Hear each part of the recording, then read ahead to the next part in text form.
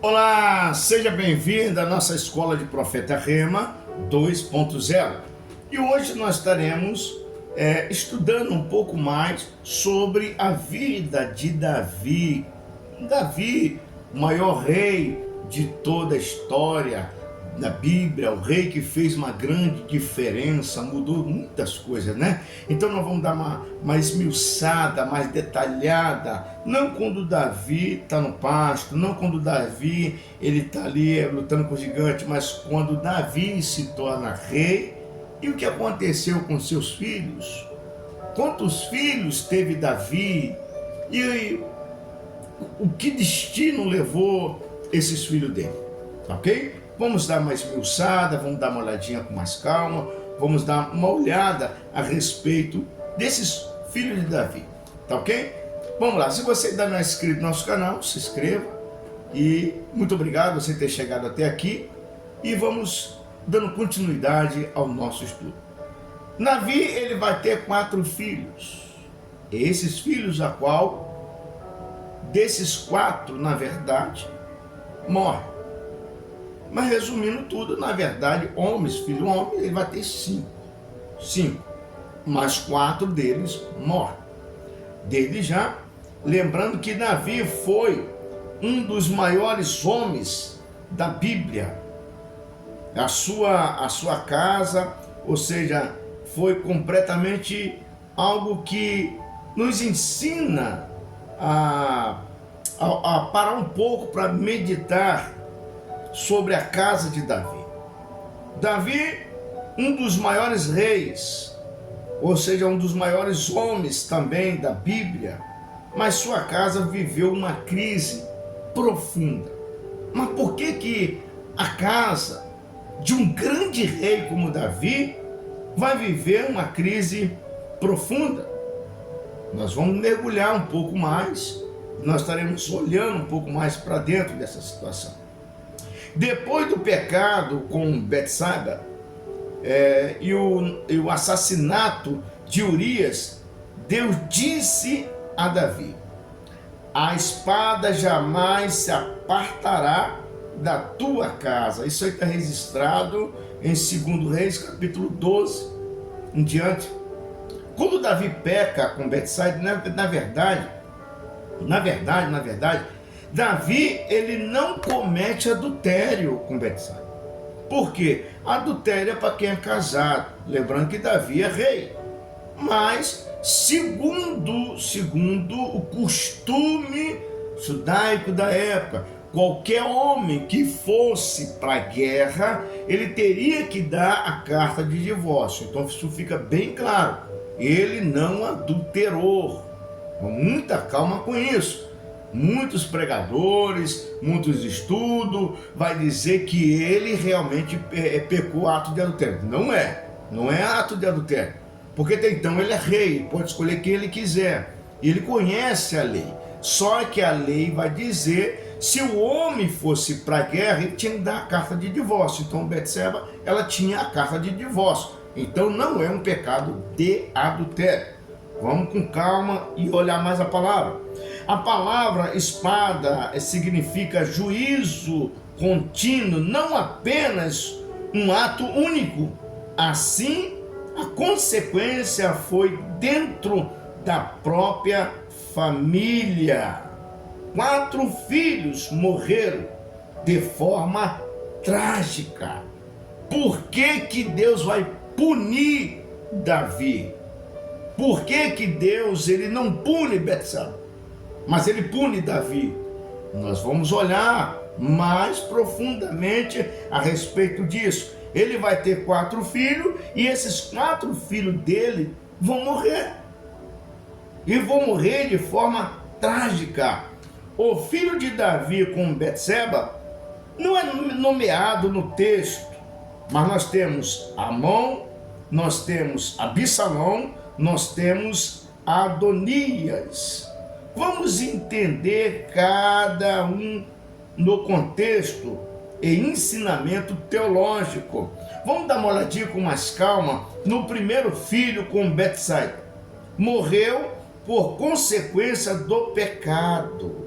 o primeiro filho de Davi, ele vai morrer por consequência do pecado. Isso aí está registrado em 2 Samuel, capítulo 12, versículo 14 ao 18. Davi cometeu adultério. Não é bem um adultério, como eu disse lá no começo, porque até então ela tinha carta de divórcio, porque todos que fossem para a guerra tinham que dar essa carta de divórcio. E depois ele vai cometer o suicídio. Aí que morou o pecado. O pecado de Davi não é que ele se deita com Betsaida. O pecado dele é porque ele vai matar, ou seja, vai planejar, ele vai arquitetar um homicídio. Vem lembrando, mas Davi não matou muita gente? Sim, mas toda vez que Davi matou, mas matou em nome de Deus, por ordem de Deus. E pela primeira vez, ele vai fazer algo que Deus não permitiu ele fazer. E isso trouxe consequências graves a respeito da sua vida e da sua vida familiar. Ou seja, para encobrir o pecado, o profeta Natan declarou que o filho morreria. Quando ele comete esse pecado, o profeta Natan vai lá e vai falar assim: olha, teu filho vai morrer. Isso está registrado também em 2 Samuel capítulo 12. A morte não foi o castigo contra a criança. Nenhuma maneira Deus está castigando a criança aqui, mas uma disciplina sobre Davi, pois ele era ungido e a sua vida tinha peso nacional e espiritual. É aí que mora um grande perigo na vida de muitos líderes. Eles custam entender o que está acontecendo. Quando uma pessoa que não tem posição eclesiástica, ela peca, é uma coisa, é uma consequência. Mas quando ela tem um cargo eclesiástico, quando ela tem uma potência, quando ela é bem quisto na sociedade através do evangelho que Deus colocou lá em cima, quando essa pessoa peca, aí tem um peso nacional e espiritual, e as consequências vai ser grave. Davi era ungido de Deus, Davi matou Golias, Davi conquistou nações, Davi era exemplo para as outras nações que estavam em volta dele, para o seu reino, e agora ele vai cometer um pecado de suicídio, e isso trouxe peso espiritual e nacional. O princípio, ou seja, guarde bem isso, a palavra rema. Quando uma liderança gera o pecado, o dano respinga na família. É aí que nós encontramos o que causou o tamanho estrago na vida de Davi e da sua família. Vou repetir de novo a palavra rema. Quando uma liderança erra, o dano respinga na família. A cobrança ela vai chegar. Tem pessoas que às vezes ele pula, sapateia, rabo de arraia, voadora, solta mortal, bandeira do pé só, pode estar com unção no pé, meu irmão. Se falhar essa cobrança, ela vai chegar. É a lei da semeadura, tudo que o homem plantar, isso também vai colher. Se plantar vento, vai colher tempestade. Se plantar amor, vai colher amor. É a lei da semeadura. E contra a lei da semeadura, ninguém, enquanto estiver vivo nessa terra, não está livre dela não. Tá? O sacerdote, ou seja, o sacerdote influencia destino da casa. A palavra rema, eu disse bem claro, o sacerdote ele vai influenciar. Quando fala sacerdote, pode ser evangelista, diácono, pastor, o evangelista, missionário. Ele é o influenciador do destino da casa. Mas desse mesmo ventre nasceu Salomão. Onde houve pecado e morte, Deus gera promessa e restauração. Não importa o erro, Deus ainda pode escrever um final glorioso sobre a tua vida. Lembrando que Davi ele vai errar. E quando ele erra, ele fica completamente 3 dias jejuando e Deus não vai responder. Só que com o mesmo ventre que trouxe o primeiro filho, que nem nome tem mencionado no texto, vai nascer agora o 5º filho dele, que no caso é Salomão, do mesmo ventre, que perdeu algo. Onde o pecado e muita morte teve ali. Deus gerou promessa e restauração. Não importa o erro, mas se a pessoa tiver o arrependimento, Deus ainda pode escrever um final glorioso. Guarda essa palavra profética para o teu coração. Vamos lá agora para o segundo filho dele, Amon. Amon morreu porque semeou abuso. Guarde bem isso aí está registrado em 2 Samuel capítulo 13. Amon se apaixonou por Tamar, sua meia-irmã, abusou dela e depois guardou silêncio, mas o ódio fermentou.